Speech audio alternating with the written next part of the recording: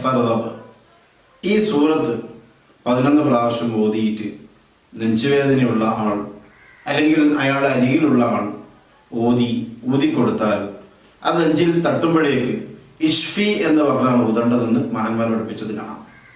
ഇഷ്ഫി എന്ന് പറഞ്ഞിട്ട് ഷു എന്ന് തുപ്പുനീ തെറപ്പിച്ചുകൊണ്ട് ഊതുക എന്നല്ല, ഇഷ്ഫി അഥവാ നീ ഷിഫിയാക്ക്, അള്ളാഹുവെ നീ രോഗം മാറ്റിക്കൊടുക്കുക എന്നർത്ഥം വരുന്ന ഇഷ്ഫി എന്ന് ചൊല്ലി ഇങ്ങനെ ഊതിക്കൊടുത്താൽ ആ ഊത്ത് എത്തുമ്പോഴേക്ക് ഖുർആന്റെ ബറക്കത്ത് കൊണ്ട് അവിടെ നെഞ്ചുവേദനയ്ക്ക് സമാധാനം ഉണ്ടാകും.